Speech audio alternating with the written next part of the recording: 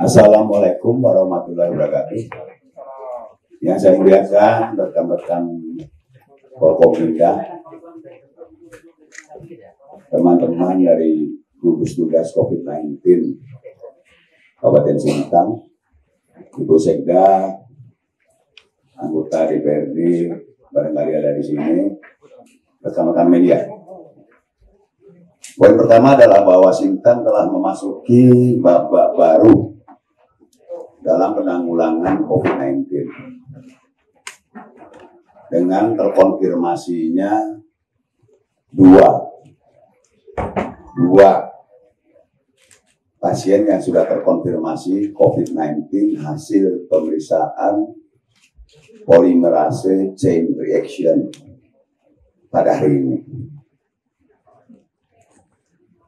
Yang poin kedua, bahwa penjelasan saya nanti akan menunjukkan bahwa di Sintang ini sebenarnya sudah terjadi transmisi lokal. Nanti dalam riwayatnya akan saya ceritakan kontaknya siapa, ya kan? Tetapi alhamdulillah, puji Tuhan, puji syukur, apa yang dilakukan oleh gugus tugas COVID-19 sudah on the track. Sehingga sungguh pun dia transmisi lokal, tapi bisa kita lokalisir pada tempat domisili atau tempat kerja dari masing-masing pasien terkonfirmasi COVID-19. Yang ketiga, bahwa COVID-19 tidak mengenal bupati, dokter, kapolres, dandim, kepala BPBD, siapapun bisa terkena.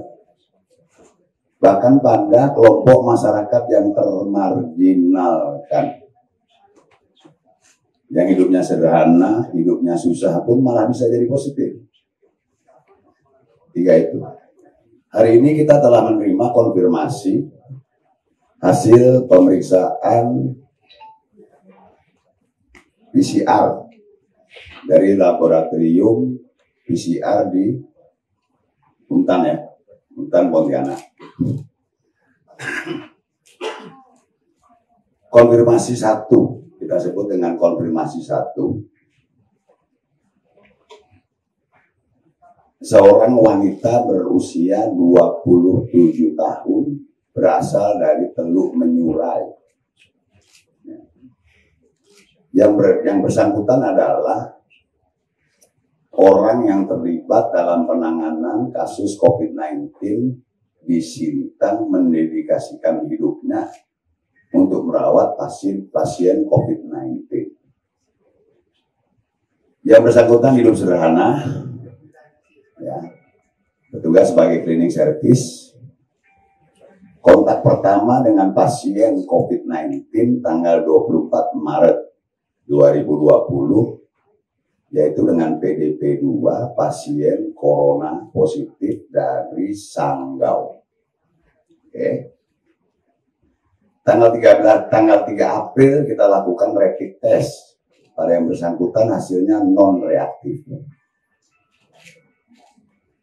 Kemudian pada tanggal 13 April dilakukan pemeriksaan rapid test, hasilnya samar antara positif dan negatif. Pada tanggal 18 April dilakukan swab, kemudian kita kirim ke Pontianak.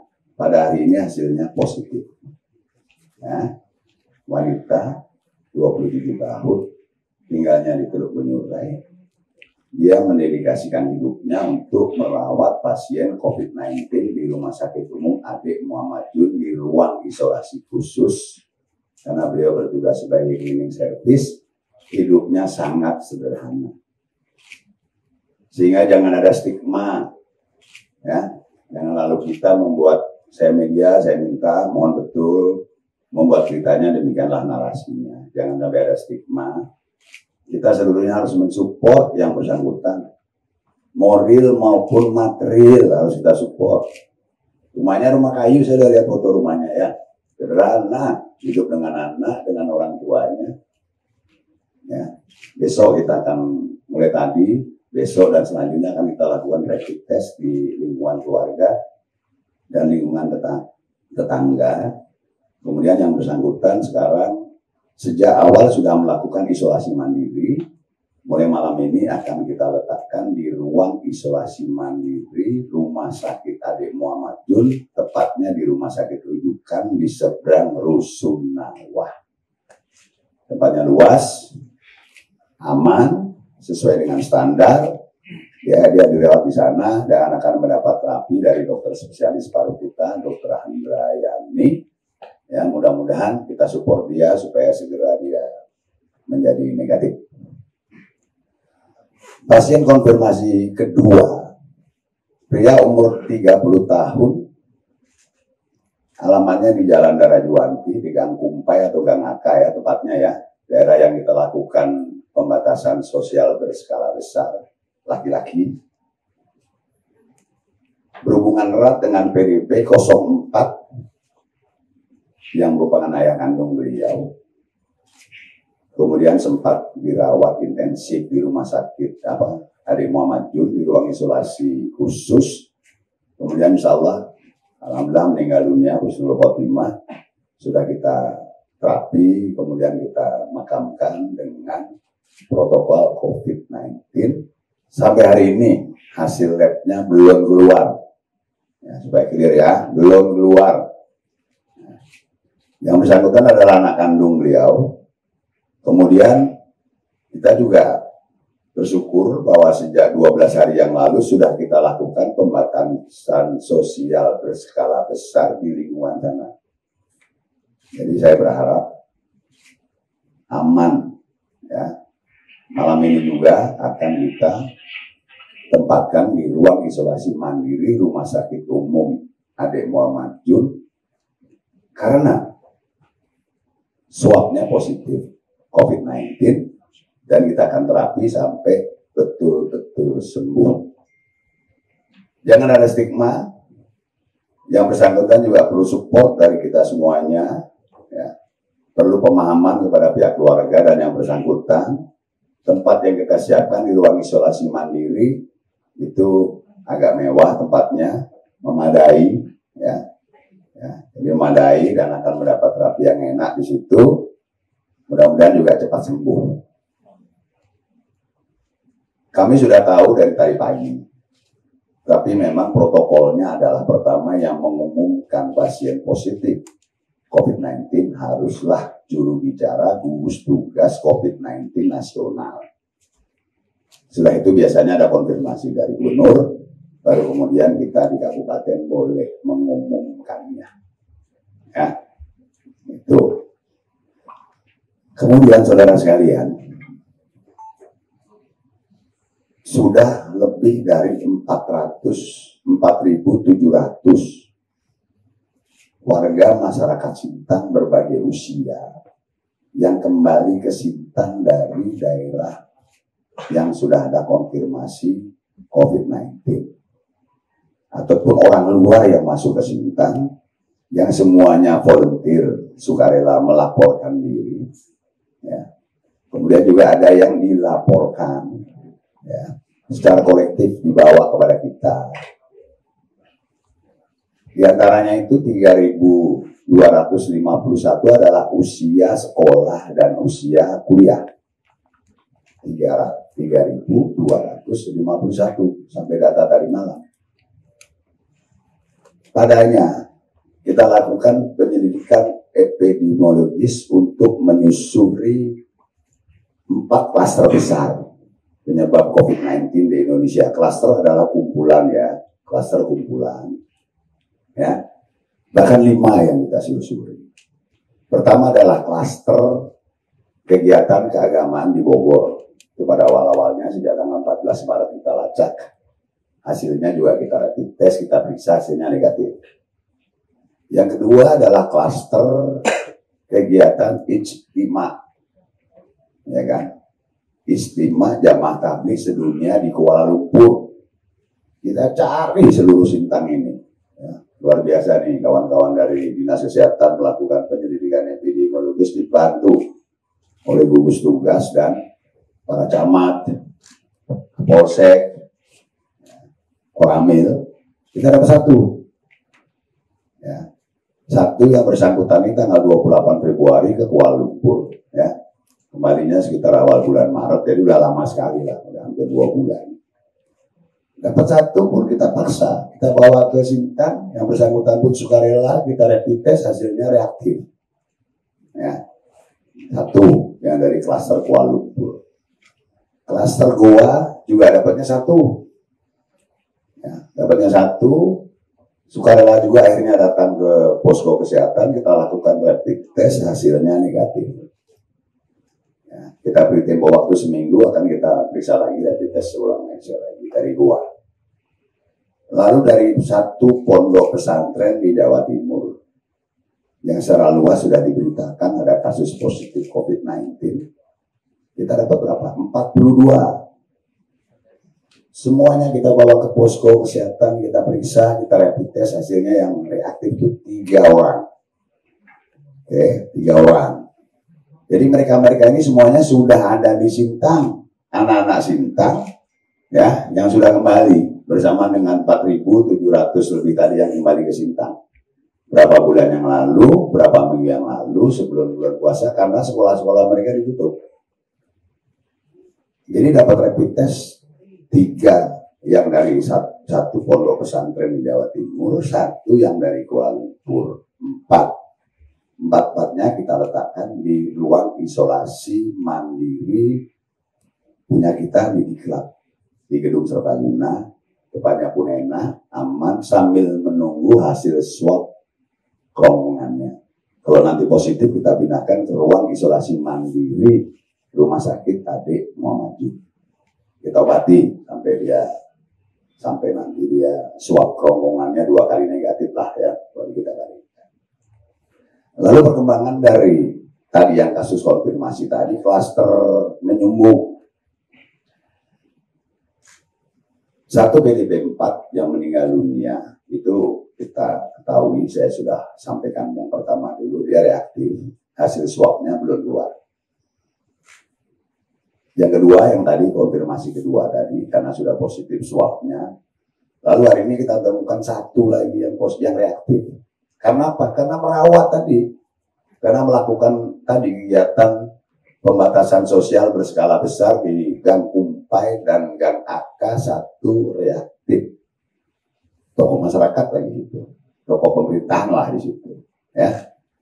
Jangan ada stigma. Ya, dia kena kan karena dia merawat.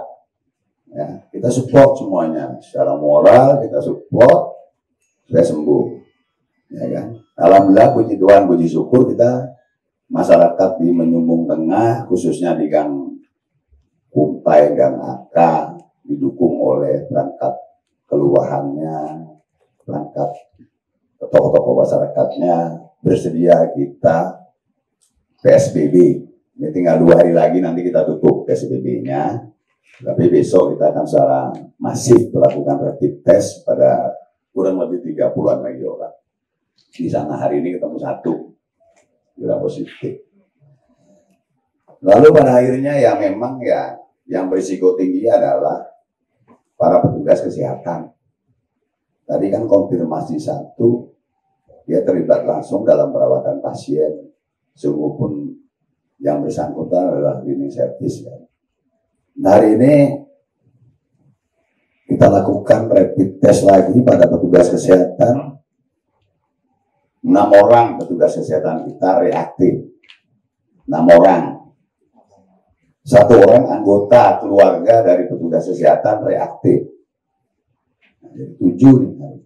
Ya, yang petugas kesehatan itu 6. Ya. Jadi mohonlah kita semuanya ini mensupport. Mereka lah pahlawan kemanusiaan. Mereka yang ngurus kita semuanya. Kalau situasi begini kan, mereka tidak butuh apa-apa. Mereka butuh support kita saja. Nah, kemudian kita minta kepada masyarakat umum lah. Sintang termasuk yang longgar. Kita beri kesempatan mereka berusaha secara ekonomis. Ya kan? Makan warung kopi, saya suruh buka sampai jam 10 pun masih boleh. Tapi dengan catatan kalau ada 1 PDP saya lockdown. Ya. Yang tidak, apalagi yang tidak disiplin melakukan isolasi mandiri ya. Nah, tolonglah masyarakat ini membantu. Ini petugas petugas kesehatan dan tim gugus tugas, perangkat kelurahan, ini hidup mati membantu nih supaya menjaga corona nih, sampai akhirnya ada yang reaktif tadi kan 6 petugas kesehatan, 1 keluarganya petugas kesehatan, 1 lagi perangkat kelurahan yang positifnya yang menyumbung, ya kan? Nah, masyarakat yang lain tuh bantu, ya. Karena sudah adanya transmisi lokal. Ini kan konfirmasi 2, dia pasti kontak erat dengan PDP 4 yang hasil swabnya belum keluar, ya, yang meninggal dunia, ya. Nah itu kan transmisi lokal antar orang kita. Lalu kemudian yang konfirmasi 1 tadi kan dia dapat COVID-19 karena dia merawat pasien konfirmasi corona dari Sanggau, ya, merawatnya dia kena, berarti kan sudah antar orang kan. Nah ini yang namanya disebut transmisi lokal. Untungnya di Sintang ini transmisi lokal ini masing-masing bisa kita lokalisir. Yang 1 di Kampung Pai dan Aka di Menyumbung Tengah, ya kan, yang 1 lagi di lingkungan rumah sakit yang sudah paham betul protokol soal COVID-19, ya. Masyarakat yang di luar bantulah, bantunya sederhana, disiplin untuk jaga jarak, menggunakan masker apapun maskernya kalau keluar rumah, ya. Biasakan cuci tangan 20 detik pakai sabun, jangan pakai hand sanitizer mahal, pakai sabun batang, sunlight, sabun apapun boleh, ya. Itulah kira-kira. Tolong kita himbau masyarakat kita, kalau membantu kami itu aja bantunya.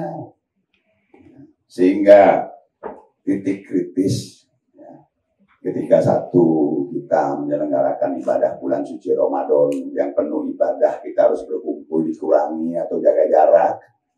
Yang kedua nanti kegiatan mudik, perpindahan orang nih masih banyak, ya kan? Kalau pos-pos di perbatasan kita kan masih sering orang dari luar masuk, kan kita identifikasi masih banyak, ya kan? Itu tetap kita jaga semuanya. Nah kemudian lagi desa sudah kita bikin edarannya, dana desa boleh dipakai 30% untuk COVID-19, salah satunya membuat posko di desa-desa untuk mengawasi desanya masing-masing, kemudian turun ke dusunnya masing-masing, lalu kalau di kelurahan turun ke RT-nya masing-masing. Jadilah RT siaga corona. Pada akhirnya titik terakhirnya paling penting adalah keluarga mandiri siaga corona. Pada akhirnya itulah yang pertama, keluarga, ya. Jadi saya rasa itu masyarakat harus tetap tenang. Orang dengan corona itu 86% itu tanpa gejala dan susah diidentifikasi, kecuali kita tadi menggunakan rapid test dan sebagainya. Oke. Sehingga ya, 11%-nya malah bergejala ringan, tidak perlu dirawat di rumah sakit. Sisanya baru perlu perawatan di rumah sakit. Tapi untuk menjaga semuanya ini yang positif corona kita taruh di ruang isolasi mandiri rumah sakit. Yang ada keluhan kita masukkan ruang isolasi khusus di rumah sakit yang memerlukan oksigen, memerlukan ventilator dan sebagainya. Pemerintah siap, kita sedang melakukan proses rasionalisasi anggaran. Seluruh pihak saya minta membantu proses rasionalisasi anggaran, ya, supaya petugas-petugas medis kita, teman-teman dari gugus tugas COVID-19, bahkan perangkat kelurahan, perangkat desa kalau perlu punya APD, alat proteksi pelindung diri yang memadai lah. Kira-kira seperti itu. Ini kan mau diantara kita nih, yang kena nih Pak, 6 orang kesehatan, 1 keluarganya orang kesehatan, 1 perangkat lurah, kan bayangkan juga. Supaya kita ada dana kita segera bisa dipakai. Lalu untuk 1 pos itu bisa efektif. Nah mungkinlah pos ada 24 jam kalau dana makan minumnya, kopinya ya kurang kan, transportasinya kurang misalnya kan. Kita kan pos kita banyak di berbagai titik masuk Kabupaten Sintang, lalu di pos mandiri kita di ruang isolasi mandiri kita yang di Gedung Serbaguna, lalu tambah lagi 1 pos yang di ruang isolasi mandiri di rumah sakit, ya, dan di berbagai tempat lagi. Jadi Masyarakat kita himbau bantu kita itu saja. Disiplin, jaga jarak, jaga kebersihan tubuh, terutama cuci tangan 20 detik pakai sabun sering-sering. Ya, kepada teman-teman UMKM, warung-warungnya yang kita kasih buka, siapkan semuanya untuk cuci tangannya. Ya, siapkan semuanya cuci tangannya, kurangkan meja, kurangkan kursi, ya, utamakanlah yang take away. Kalau dia mau duduk pun dia mesti mengan-mengan jaga jarak. Saya minta dari teman-teman dari gugus tugas tim gabungan kita, tentunya dari Bapak Kapolres, Pak Dandim dan Satpol PP, untuk lebih mengetatkan tadi monitor mereka, namanya manusia, selalu diingatkan jaga jaraknya, termasuk pasar juadah kita, ya pasar takjil gitu, ya semuanya kan. Jadi artinya karena Sintang ini sudah konfirmasi positif 2 orang dan sudah terjadi transmisi lokal, ya. Tapi semuanya kita tetap tenang. Mudah-mudahan badai COVID-19 bisa cepat berlalu. Kita tetap semangat. Moral petugas kesehatan pun saya tingkatkan. Jangan kalah lawan corona. Selamat malam, salam sejahtera. Wassalamualaikum warahmatullahi wabarakatuh. Pertanyaan?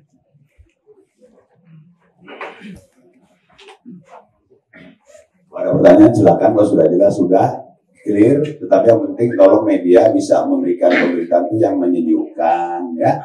Jangan lalu masyarakat jadi panik. Ya. Ada transmisi lokal, tapi sudah berhasil kita lokalisir, ya. Di 2 tempat yang ada PSBB, kemudian lagi di mana? Silakan dari sebutkan dari mana. Selamat malam Pak. 3 penanya ya. Selamat malam, dengan Andi Kalimantan.com. Dengan ditetapkan ada kasusnya di Sintang ada 2, ada kebijakan khusus untuk warung kopi yang buka sampai malam. Terima kasih Pak.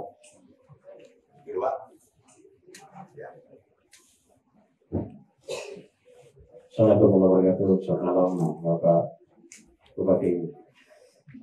Ini untuk yang dari informasi kawan-kawan Bapak ini bukan untuk yang dari Magetan yang dari Jawa Timur, itu dari penyangka kemarin itu Spau juga, kemudian dari Binjai juga. Itu bagaimana Pak untuk langkah selanjutnya itu kepada mereka ada hal-hal yang seperti ini. Kemudian salah satu pihak mereka itu yang berhubungan dengan mereka juga dari Segedong itu terjangkit sudah pengaruh COVID-19-nya kan berpengaruh pada mereka juga. Itu bagaimana Pak perkembangan untuk saat ini? Saya dengan saya, yang maksudnya terpengaruh itu apa? Sebetul mana? Sebetul Papua di mana? Dari grup WA atau makanya ketika tadi kan itu jangan hoax. Benar apa itu? Dengar penjelasan dari kami, jangan hoax. Nanti saya jelaskan. Iya, ya, terima kasih Pak. Ini itu saya Pak. Terima kasih. Ya. Oke, selamat malam. Saya Yusri dari Ketiwan. Saya cuma ingin memastikan untuk keluarga kita yang di Gang Kramat, yang di Jalan Teluk Mengurai. Sebenarnya sini saya lihat ada kelemahan Pak. Karena pasien tersebut adalah salah satu keluarga dekat saya. Pertama dia diistirahatkan kan, untuk melakukan isolasi mandiri di rumah. Seharusnya ketika sudah mendapatkan hal seperti itu, seharusnya pasien tersebut jangan diizinkan pulang, Pak. Sementara di rumah itu kawan saya ada mamanya, ada bibinya yang umurnya udah di atas 60 tahun. Sementara ada 2 orang anak yang masih kecil, masih SD. Dan di lingkungan itu ke depan apakah ada semacam karantina mandiri, Pak, seperti yang di seberang untuk di khusus di Teluk Menjurai. Saya kira hanya itu saja. Ya, makasih Andi Yusri. Satu lagi siapa? Masih ya. Andi, mulai malam ini kita evaluasi. Edaran saya jelas bunyinya, warung nasi dan warung kopi tidak pakai tirai. Ya, Pak Kasatpol, mana Satpol? Ya, itu ternyata beberapa warung kopi pakai tirai. Maksudnya tidak pakai tirai adalah supaya kita memastikan jaga jaraknya diselenggarakan. Yang kedua, kalau jam malam biasanya jam 7 belum. Ya lepas nanti karena yang muslim kebanyakan dia sholat tarawih mandiri atau di masjid. Nanti dia jam 8 mulai. Saya minta malam ini dipastikan bahwa semuanya sudah jaga jarak. Oke? 3 hari saya evaluasi. Kalau perlu kita tutup, kita tutup. Cuma ingat bahwa dampak COVID-19 ini kan ada dampak kesehatan, tapi ada dampak ekonomi dan dampak sosial ya. Ini dengan saya udah datang banyak sekali asosiasi pedagang giling minta disantuni karena nggak bisa lagi berdagang giling.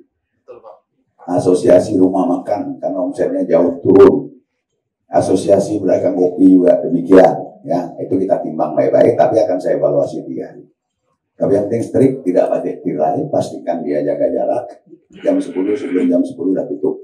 Ya, kalau itu nggak bisa ya kita evaluasi. Nanti saya kumpulkan dengan Pak Kapolres dengan Pak Dandim, ya dengan gugus tugas. Kalau kita mau tutup, cuma itulah dampak sosial yang lain harus kita pikirkan. Ya, terima kasih Pak Andi. Kemudian Jil, yang tahu bahwa di Temboro itu ada kasus COVID-19 saya pertama-tama tahu.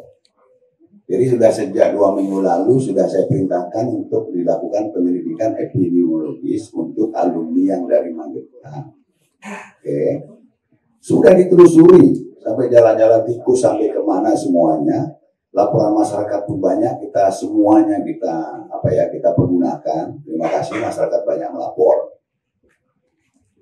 Setakat ini yang sudah berhasil kita rapid test ini jumlahnya total 42 alumni dari sana semua anak-anak itu. Ya, saya kalau sering pergi ketemu mereka, saya itu melakukan penyelidikan epidemiologis agar mereka menghimbau rekan-rekannya pakai WA atau memberi daftar nama kepada teman-teman dinas kesehatan. Itulah, jadi kita dapat 42. Manifest pesawat dari Pak Surya Ngiring pun dipakai oleh dinas kesehatan. Ya, jadi 42. Dan sekarang ini yang rapid testnya positif 3. Ya, kita sudah swab, kita tunggu hasilnya. Tapi kita berharap karena dia ini anak muda. Kalau orang dilakukan rapid test hasilnya reaktif, itu berarti kita bacanya begini. Bahwa dalam tubuh dia itu sudah ada IgM dan imunoglobulin G, IgM dan IgG. Bahwa yang bersangkutan ini pernah kontak dengan pasien corona dan dalam tubuh orang tersebut sudah keluar antibodi obat untuk melawannya. Tapi harus kita konfirmasi pakai swab. Kalau swabnya ternyata masih ada virusnya, masih ada coronanya di kerongkongan, masuk ruang isolasi mandiri rumah sakit. Ya, oke. Yang Goa baru 1, yang Kuala Lumpur baru 1. Yang Kuala Lumpur pun bukan dia ini karena mau ikut tabligh ya, bukan jamaah. Beliau itu bukan jamaah tabligh yang aktif, nah. Karena beliau ini dalam jaringan bisnis beliau ini dengan teman-teman dari Skadau, lalu teman-teman Skadaunya itu pergi ke Kuala Lumpur. Ya, udah kita juga telusuri. Terima kasih, udah kita telusuri semuanya. Pertanyaan lain? Ya, Ruang TV.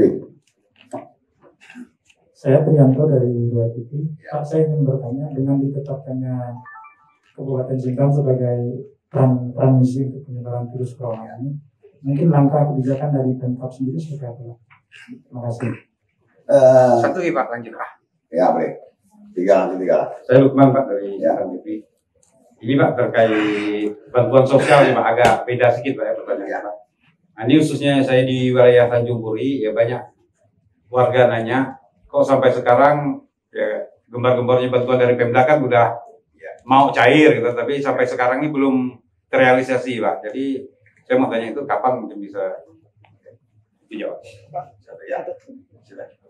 Oke Pak, dari kalimantannews.com. Saya sampaikan tadi masalah warung kopi Pak ya. Mungkin kalau memang misalnya ditutup itu nanti penghasilan warganya seperti apa Pak? Mungkin ada terobosan seperti apa? Pembatasan sosial itu yang kita lakukan. Kalau kita mau bikin pembatasan sosial berskala besar, yang contohnya sekarang sudah diselenggarakan di DKI, Jabodetabek, Surabaya, ya, kemudian lagi di Pekanbaru ya, baru itu hanya seizin dari pemerintah pusat. Palangkaraya sudah ngajukan ditolak. Pontianak itu 28 kasus ditambah hari ini 4, sudah 32 kasus dan sudah terjadi transmisi lokal sejak bulan lalu.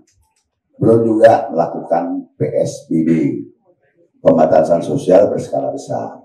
Untuk kondisi seperti Sintang, karena yang 2 kasus ini pun mampu kita lokalisir, ya kan? Coba bayangkan kalau Gang Kumpai dengan AK tidak kita lakukan PSBB kemarin, seperti apa kejadiannya kan? Nah ini sudah kita lokalisir. Satu lagi tadi yang ditanya oleh Yusri, benar bagus itu. Kita evaluasi besok, kita lakukan penyelidikan epidemiologis pada pihak keluarga dan sebagainya. Kalau kita diperlukan PSBB di gang situ pun lakukan. Ya, itu langkah-langkah kita. Jadi kalau saya mau PSBB berskala besar harus minta izin ke pemerintah pusat. Ya, nah sebenarnya nanti kalau udah PSBB tadi tentu sudah warung kopi hanya boleh take away, nggak boleh duduk. Itu contohnya lah ya. Nah ini sedang kita ukur. Tapi sebelum kita melangkah ke sana, saya mesti koordinasi dengan Pak Gubernur dan ajukan ke pemerintah pusat. 3 hari saya sudah minta evaluasi. Kalau bisa ditertibkan udah ya, mudah-mudahan demikian. Oke, tadi mana pertanyaan? Oh, bantuan sosial. 1, kita mengalokasi anggaran cukup besar untuk bantuan sosial pada masyarakat yang terdampak COVID-19. Yang pertama adalah 35.000 KK. Dari 82.000 KK di Sintang ini mendapat bansos dari provinsi besarannya 20 kilo per orang. Namun name dan addressnya, nama dan alamatnya itu berdasarkan SK dari pemerintah pusat, kan? Dan tidak akan pernah ada kerumunan, yang berhak itu diantar masing-masing nih. Yang kedua, saya pahami bahwa banyak sekali masyarakat terdampak COVID-19 yang belum dapat bantuan sosial. Saya minta kepada lurah melalui RT-nya mendata, nanti melalui Bu Camat mengajukan ke dinas sosial, ya kan? Lebih bagus tembusannya 1 ke saya. Di dinas sosial sudah kita siapkan beras 100 ton, ya.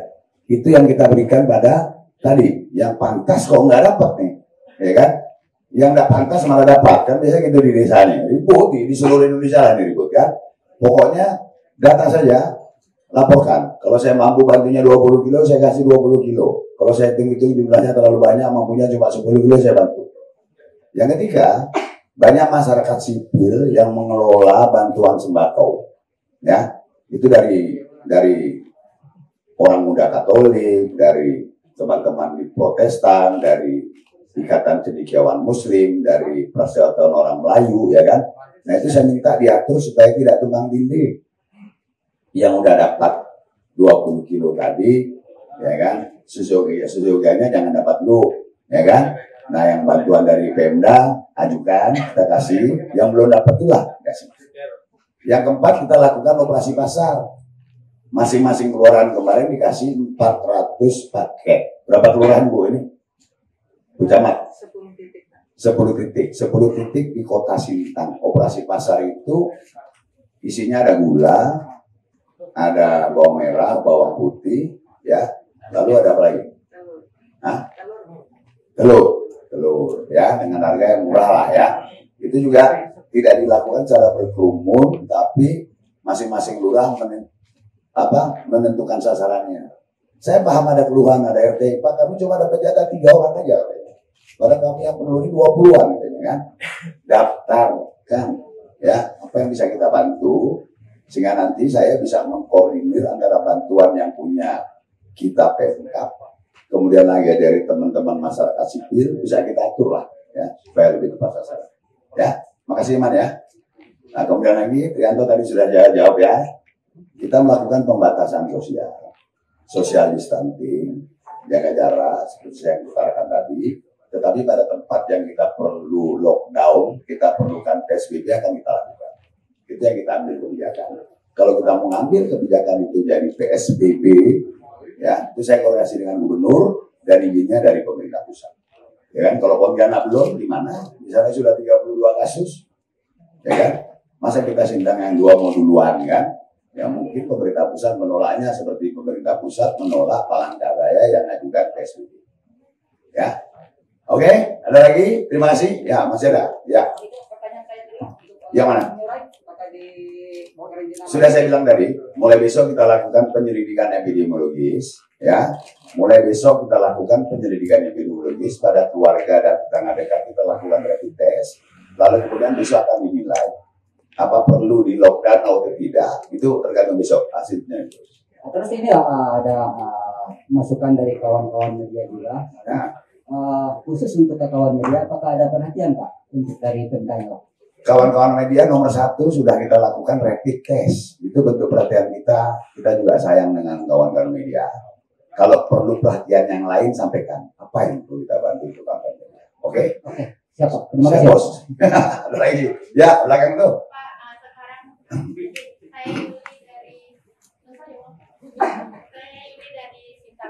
Ya.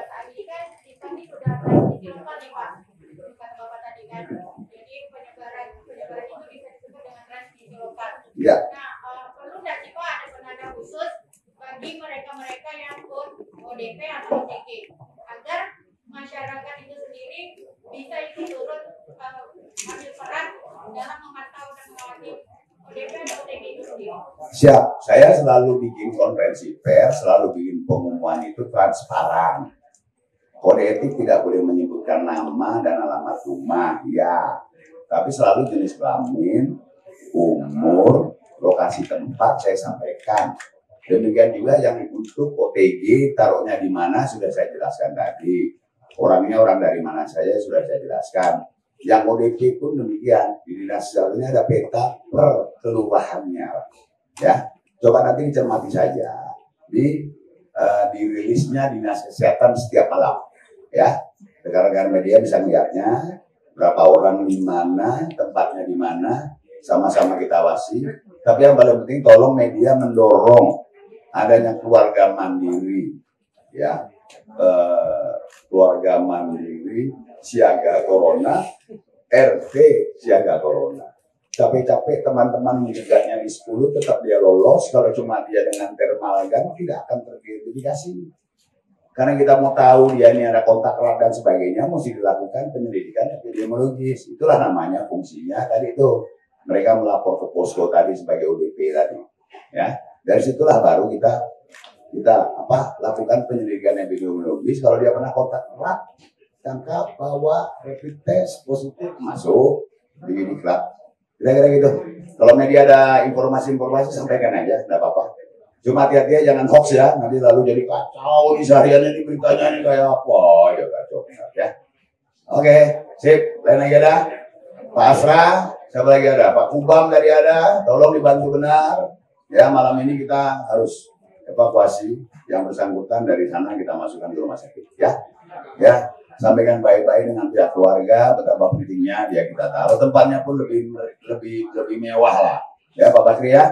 Ya, tolong nanti disampaikan. Tempatnya pun mewah, enak, dia mandang tuh Rusunawa, Bukit Kelam pun kelihatan, bisa senam pagi, bisa jemur-jemur, makanan pun aman, ya beres, ya.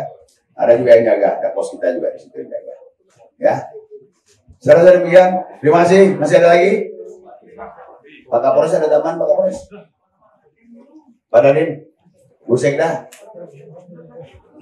Pak Binar, aman. Terima kasih. Selamat malam. Assalamualaikum warahmatullahi wabarakatuh.